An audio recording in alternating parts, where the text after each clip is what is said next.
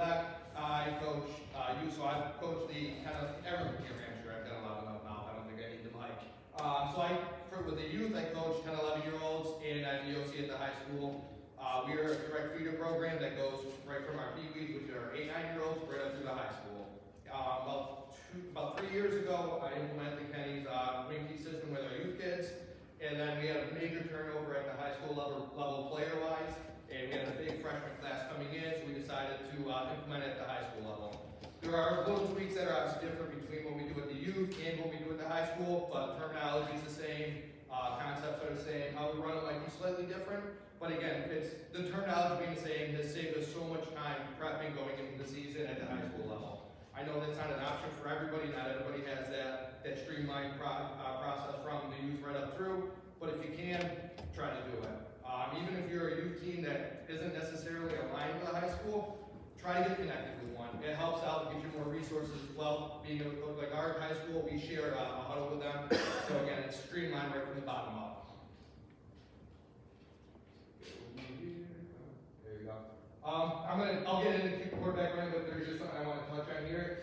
Film work with your youth kids is huge. Again, I know that's not an option for everybody, but this picture on the left is my youth team, and the right's the high school team. This picture was taken maybe 3 hours apart. We were both game planning for a playoff game. And the kids absolutely loved the fact that they were in the same room as the high school kids, doing the same thing, game planning the same way, using the same concepts. It really got a lot of buy-in with our youth kids. Just knowing that, again, my big brother is up at the high school level doing exactly what I'm doing. The coach at the high school level is coaching their kids the same way I'm being coached down here. It really got a lot of buy-in with our kids. And plus, obviously, the benefits of showing them on whether it's film, whether it's on the whiteboard drawing up plays, showing different concepts, how to block it. That was invaluable for our kids at the youth level, obviously both levels, but especially at the youth level, because kids learn so many different ways. Some kids need to be on the field, hands-on, running it, and everything like that. Other kids need to see it drawn up. I couldn't tell you how many kids afterwards were like, "Oh, no kidding, that's why I'm blocking down on block, or that's why I'm pull wrapping to first daylight, because this is where it opens up when you see the defensive line that way." So again, that's been super beneficial. And what kind of clinic would this be for Kenny Simpson if you know how to follow your guard? So this was about 3 years ago. This team here, this is my high school team. But we were a Final Four team coming from Western Mass. Again, you guys out east here, it's tough for us to compete when we're rolling out 19 kids. You guys have 40 plus on the sideline. But again, this is a super talented team, hard-nosed team, and we had a lot of success that year. Alright. Again, there's going to be a lot of these things I can kind of click through just because Kenny's already gone over a lot of it. Obviously, everybody knows your base right formation. Everything is obviously based off of that. We ran a lot of the bunch look, the brown and black look this year for a couple reasons. The biggest reason for us at the youth level this year is, again, we had 15 kids on our youth team this season. We struggled to get 11 to practice, and across the line we had, I'm going to say 2 linemen, and the rest were just kind of kids that we had to put out there to fill gaps. We got one game in, and our best lineman flipped over his handlebar, sent his handlebar into his stomach, ended up having emergency surgery, missed 90% of the season, came back for the playoff run. So most of the season we were pretty much running one solid lineman, and again, a bunch of kids that kind of fell in place. So by doing this, what we ended up doing was just creating numbers. Kenny talked a bunch about that in his last all clinic, but creating numbers. So we weren't able to pull. We tried to get the other kids to pull, and it just didn't happen. It didn't work out. The kid would take a couple steps and kind of stop. And no matter how much we wrapped in, the kid got in the way more than anything. So to help create numbers, we went to Brown set, and you'll see I do a lot of different formations. I try to formation teams to death, especially at the youth level, because they don't adjust them. I mean, if you coach youth for more than 5 minutes, you know that you go into an empty set, kids' minds are blown on the defensive side. They don't know how to line up to it. And again, I get into a couple of exotic different looks that you'll see as we go through this. So here's just a history of formation tags that we use. Some of them are a little bit different than what Kenny calls it. Obviously, empty, bug, like a lot of those are the same. But Kenny's double over we call X. A-X, it kind of made it a little bit easier for the kids. Ant just brought the A in as a wing, so it's kind of like that double wing set. And but again, those are the 2 biggest things. We ran a lot of acts. Again, creating numbers. You bring the X and the A over to the strong side, and then you run belly. They got to account for that X and the A. So you're going to see, and again, you see a lot of man, at least I do. So there's always going to be kids that are going out and covering those guys, which opens up a lot underneath. Motions, we don't need to go through a lot of this. The concepts, I think Kenny's gone through every one of these except for more counter, which he'll get to. Alright, so belly. This is just your base belly. I've got a handful of clips with kind of each different look, but again, base belly, real simple. I've got to draw, all the plays I got drawn up against the 4-2-5. For the youth, it's tough because you don't know what kind of look you're going to get. You start putting out different formations, and like I said, it looks good on paper. What you see on your Sunday games or whenever you play your games, it's probably not going to look like this. That's why those little are so important. I can't pause it here, but this was 2 years ago. We were able to pull, so you can see. Go back. So you can. Ken, where do you get the middle bar? Perfect. So you can see the guard here. He does end up pulling. This was 2 years ago. This was an undefeated team that I had. We lost in a championship, but again, we were able to pull and get things and actually run the offense as we wanted to. So again, you can see him. He pulled reps. You got your B that inserts, and the quarterback gets behind the guard and makes a pretty good play here. So this quarterback here is I'll use kind of Kenny's line here, is my sister's son. So, actually both quarterbacks are my sister's sons. You got this kid this year, he's up at the seniors this year, and his younger brother was my quarterback this last year. Alright, so Red Hat's Mustang. That's the cool thing with Kenny's system is you can combine a bunch of tags and get into some different looks. So again, Mustang just brings the beat from the wing spot into the backfield. X brings the A and the X over. I think Kenny calls that double over. But again, now you start seeing players that are moving out now. So that really opens this up. And I mean, just look at the number perspective here. I mean, you've got 1, 2, 3, 4, 5 lead blockers through here on 1, 2, 3 players. 4 if you count that. So just on the numbers game, even this year, we got rid of the puller. We still had numbers going to the strong side. Like the formations. I did a whole clinic. I think it was on the wings and things summit, all on formations and motions. That to me. Formations and motions are probably the easiest way to get kids to to put defenses where you want them. It usually makes it a lot easier because they go man most of the time. So here, I don't think we get a pull. This was this year. So we pulled this kid at the top of the screen. Keep going. As Kenny said, you hide the superintendent's kid, the coach's kid. That's our X. We did that. We told him to keep going to the sideline until this kid didn't go with him. This was a kid that was a kid, great kid, showed up at every single practice, had to get him on the field. Great, they only have 15 kids, makes it a little bit easier to get him out there. But we just told him, keep going to the sideline. If you can get close enough, give me a high five. If that kid's going to keep walking there, now you're playing 10 on 10. You're taking your worst player completely out of it, and it's like he's already making a block just by how he lines up.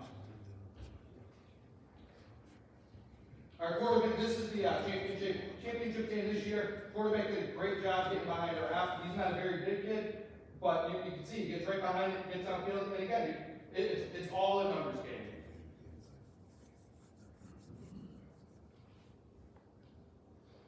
All right, so this is actually our senior team ready.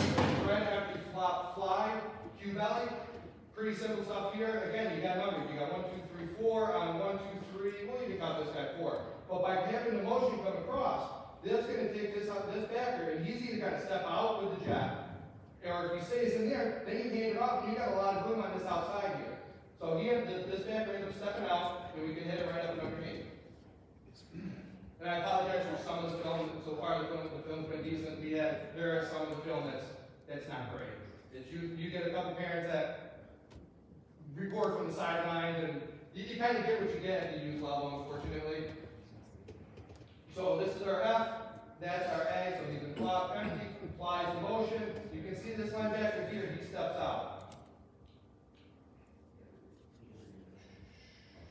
This kid right here, you see that motion come across. He's already creeping out pre-snap. Then you get an easy seal block there, and we're up inside for probably a 10-12 yard game there. I didn't even go through this because I do have each concept, because I want to show how you can get into different looks. So I'm not going to go in depth into all this because Kenny's already kind of gone over it. So again, this is just our black look, and it's Cabela's.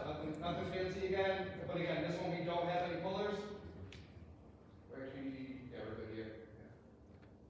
So the big thing is just watching the quarterback get behind your fullback, your after, your running back, whatever you want to call them.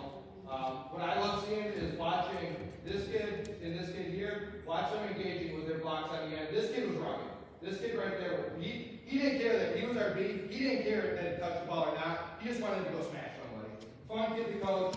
Struggled to take a hand up. Was probably our fastest kid on the team. But again, he just wanted to smash somebody. But again, we ran this play. We ran brown and black in the championship game. I'm going to say 90% of the time, brown and black power. And we just pounded it. Because again, you look at these numbers. You can see where they're lined up. You should just look at, you got 1, 2, 3, 4, I think 5 guys on the quick side. And we're not even in a fancy formation, it's just a tight bunch.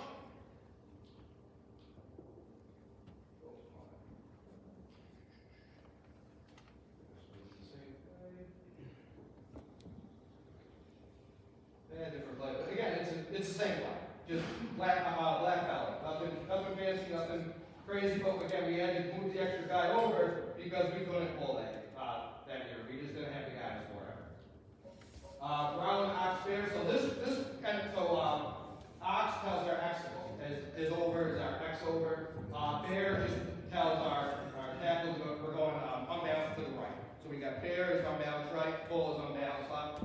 I didn't call this play. I just called regular black. And for whatever reason, Brown, for whatever reason, our quick tackle went over to the strong side, and our X went over to the strong side, and we went very unbalanced, clearly. Well, just again, this is going to show just how little a defense will adjust. Look at how many guys are on the same side. There's nobody down here. There's nobody out there. We have our guard, and that's it. And they got, 1, 2, 3, 4, 5 guys maybe from the center back. I mean, if I can't gain 10 yards out of whack, we shouldn't be out there. That play was actually what sealed the championship for us this year. Kind of a quick story with what Pam was talking about earlier about kind of like mindset and everything like that. We had 15 kids. We brought the mindset this year that we had to be the baddest 15 in the county. And these kids bought into it. They truly did. I mean, we lost our first 4 games, and then won our last 5, made a playoff run. Luckily, everybody makes the playoffs in our league. So we made the playoff run. But again, we really enforced with these kids, like, you got to be the baddest dudes out there. Look at our bench. We have 1 kid. That 1 kid right there is the only kid on our bench. Every other jersey you see is the seniors. They're the older kids. So you got this kid and actually this kid back here. So clearly he's not really engaged too much. So we had 2 kids on the bench for our championship game. So we had kids at this kid right here. He was the most timid kid to start the season.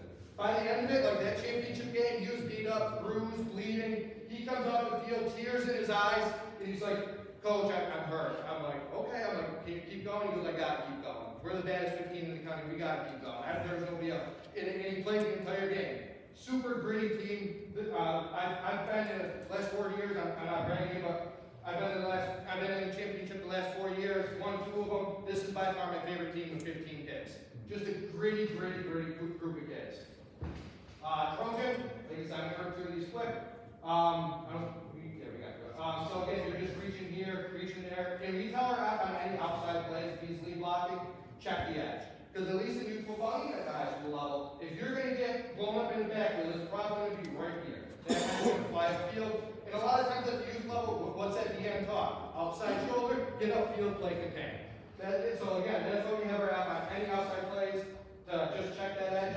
Could we double team with the B here? We could, but I didn't want to change too many rules. The B is always reaching the number 1 threat. And again, by calling X, you're automatically pulling these 2 guys out of off from the line. So it should make it a little bit easier there. Some of the clips you're going to see we don't run very well. I think this one's actually decent. This is early in the year, so we still do have 1 puller. But again, like that, we're kind of letting yards fly. So this kid here, this kid was a tough kid. He was great. He actually got suspended for a game because he ended up throwing a punch. He said that one of his teammates were getting bullied. He got pissed off, upset about it, and took matters into his own hands. He was a gritty kid, but we had to kind of rein him in a little bit. But I'll take it. I like having those type kids. So blue X, empty strong. Again, we got quads. Look out here. We almost 5 guys out here. We blocked this absolutely terribly. But again, just the numbers perspective. Wait till you see how open this is here. I know it's 4-2-5, but this isn't what we get in the film. There is nobody here. I think they ended up with 2 linemen that are over here because they literally took their end came out, all their backers came out. So you just, again, look at right here. There is nobody there. I wish our quarterback would have just taken it and ran upfield, but if you watch out here, we don't block anybody. All of our guys are running straight by everybody. You get that in the backfield. And I mean, the reason I'm showing that is just because of how formations can totally screw the defense. Again, there's nothing there. This is my sister's son, not my nephew. Where he should have cut up right there. Again, Brown, we love Brown. Again, because you sometimes lose pullers. Let's see what film we got here. So we don't have pullers here. Again, we really struggled with blocking in the open field. That's, I think, most new teams do. It's tough to block in the open field. So again, this is another one to where should have been a big play, and it wasn't. Again, missing a lot of open field blocks. This kid probably could have picked up that kid, could have picked up that kid, and again, we got tackled in the backfield. I know it's always fun to show the big plays on film, but sometimes you got to show the not so great plays just to kind of prove some points. We did have a puller. He didn't really get into too many people. Not a pretty play execution-wise, but just looking numbers-wise, it's a solid play. We've got numbers coming out here, so if we block this well, it'd be a big play. All right, quick belly. So we run pretty much the same way Kenny does. We did lose a puller again, but the motion definitely helps out with that. So actually, this year we did have the puller. The puller took it a little bit too wide and ended up getting in our quarterback's way, so he had to bounce it. But yeah, he did pull. He kind of hesitates here. That kid is tough kid, but by the end of the game, he was definitely slowing down. That's where it's great if you have a couple cards that you can pull. But that year, he was our main puller, tough kid, great player. But again, just by the end of the game, he was getting gas and trying to go a little bit slow getting out there. But he bounces it and still gets a good play. So you can see he hit number 2, he's a rush. His first step is up towards the line to just help seal that edge. And then he does get to that outside there. Red trips, I like that. And again, I just swapped this line out. That's okay. So what the trips look will do is we'll pull this. A lot of times we'll pull this linebacker out. This is another one of the terrible plays that should have been better. But again, my point is it just pulls out that outside linebacker. So again, you look here, we don't block it correctly. If we do, I think it's going to be a big play. So how we game planned this week is we knew we were going to get a 6-man front. It was going to be everybody blocking down, and our kick was going to come from our hash. But because this kid kind of just stands there, blocks all, our half kind of doesn't know where to go, and everybody just kind of runs into everybody. But if you look, there is a lot. The potential for a big play is there, again, if it's executed correctly.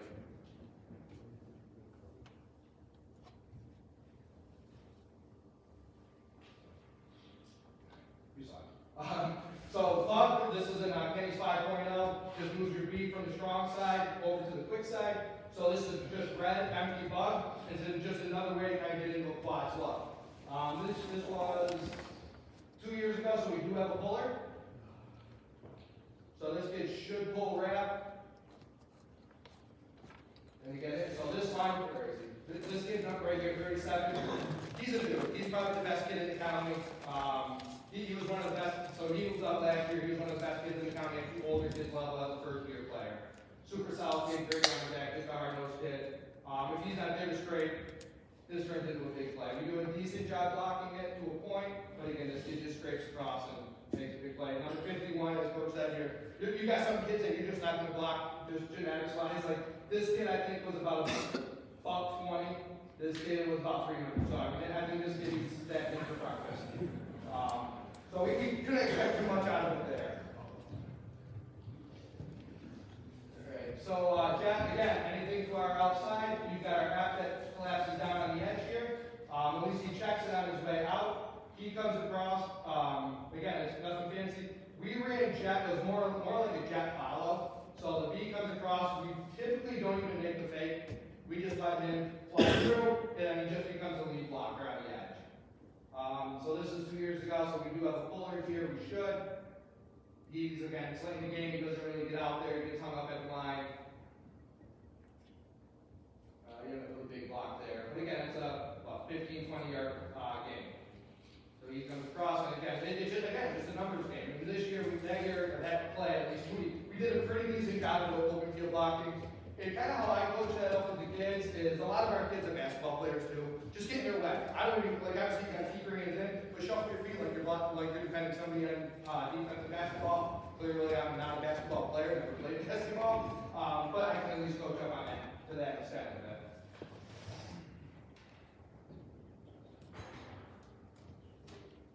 I got a solid 14, 15-yard line. Right up the bus. So again, we just come across, it's the same thing, just the only difference is we're an empty, so our half cracks, we will tell our athlete to crack down if there's a threat there. So he'll step down and help seal that edge.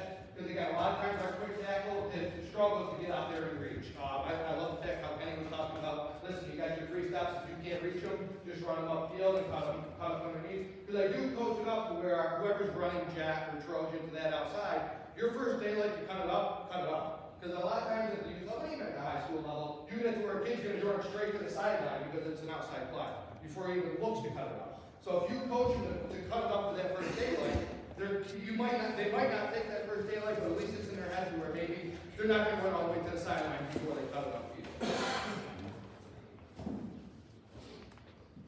But I think this kid should crack down on this kid. I mean, I think crack down is a legal term, but he doesn't there. He ends up going out. I think the next play comes down on it.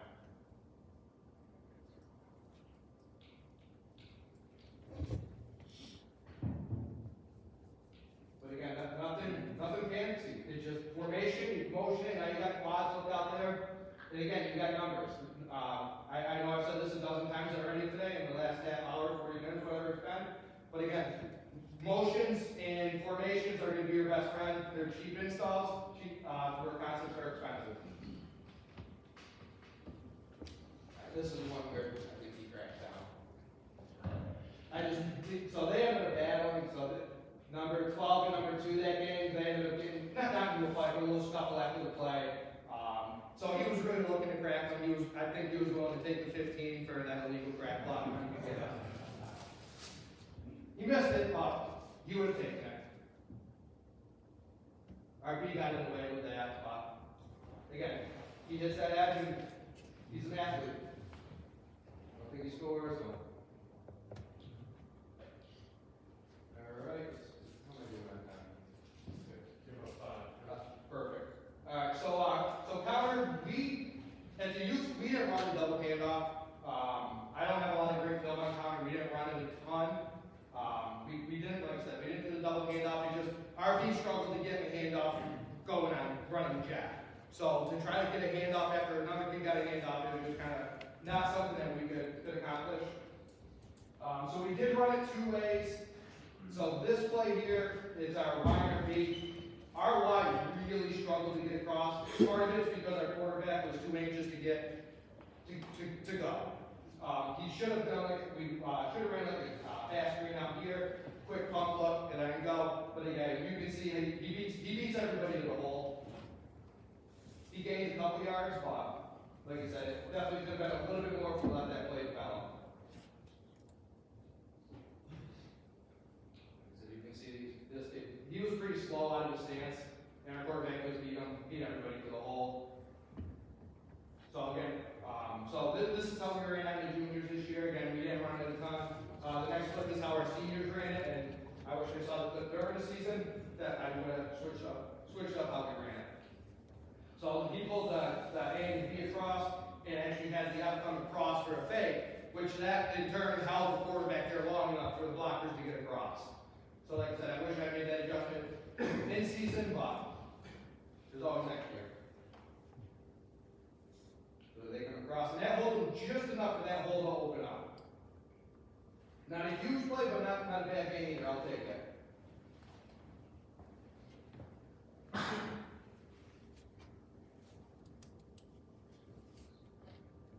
What we did have some success with I know it's not quarterback run, but with talking about countering, is we would go empty. So our and we bring him in like an orbit motion. So he'd come behind the quarterback in an orbit motion. Our quarterback would get the snap and run this way, like they're running like option. We don't run option, but it looks like option. Then the B would come underneath, so it'd be like this, and the B would get it here and come back the other way. Just a little bit of window dressing, it eliminated the double handoff, and just still gave that misdirection look. So Buck, Kenny's probably going to pull me off stage here. For this, I don't run Buck a ton. I've got every level, I don't run Buck a ton. We struggled again this year. We didn't pull a whole lot, so it was definitely tough to run it. But again, we found that we run Trojan a lot more. It's more fluid and it can hit in the same spot. Where Buck, we struggled to get that push at the line and get our pull wrapper to get it up into the hole. I do have one play. It wasn't a very pretty play. It wasn't a touchdown, but again, our quarterback just gets in. He beats pretty much everybody in the line. He just goes, and we were just much better than that team. You can see we're already up 24-0. We didn't play a great game that game. But again, so I love Buck at the high school level. At the youth level, I find there's not necessarily too many moving parts, but it's just a lot going on in one area where you got to be successful with everybody pulling and everything like that to make it happen. And I'm sure Kenny's over there grinding his teeth listening to me right now a lot. So the only other thing, so that's what I got for the quarterback run. When I did my clinic, for like the online stuff, I did show this during my install, and a lot of coaches did enjoy this. I can share this out, my email and text, my phone number, I'm going to be up here after this again. But for me at the youth level, it's great having play sheets that say on 3rd and 8, I'm going to run this. 2nd and 10, I'm going to run this. I don't have enough plays. I'd have one play on each section, maybe. And 8 overlap on every other one.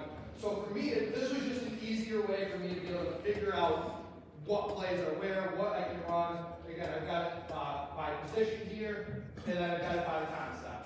Again, I kind of close your eyes. I know I don't have Buck on here, but again, so we got jet belly, counter, power Trojan. It kind of goes left to right, and again across the top. So how I've got it set up is these are the formations. So if I run the quarterback, these are the concepts. It's if there's no name after, like if I just got lost, it's our name, so it's red and blue. Buck, empty Mustang, we can run quarterback jet out of all those formations. If we wanted to run F on Trojan, we can run empty fly, X Mustang bunch. Our bunches are black and brown, F Trojan.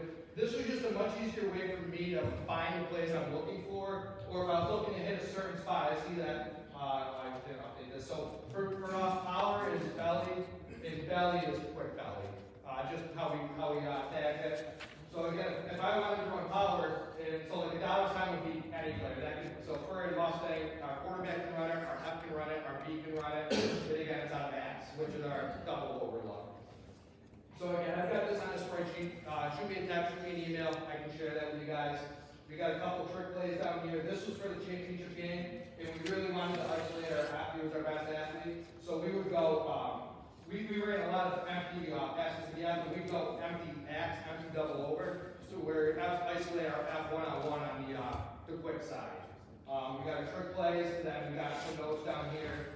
Again, just look for ball. The little things that were kind of like that I game plan a little bit, like they left ball open quite a bit. So it just gave me those little reminders that I can tell you how many times the game would end, and I go back and rewatch the tape, and I'm like, shoot, I knew I wanted to run this, or I knew I was looking for that going into the game, and as the game gets going, you get into the flow of it, and you don't think about it. So I've got this little note section on the bottom here to just remind me of those things that I saw in film. Again, here's my phone number. Feel free to text me. If you call me, I'll be honest with you, I probably won't answer if I don't know the number. If I'm being honest, even if I do know the number, I'll probably not answer it either. But again, shoot me a text, email. I'm on some social media. That's all going to just get going. But again, feel free to reach out. I love talking football. I know there's a couple guys in here that have already reached out that I've talked to, I've done Zooms with. So again, feel free to reach out. Youth, high school, I do both. So whatever you guys are looking for, definitely feel free to reach out. Like that.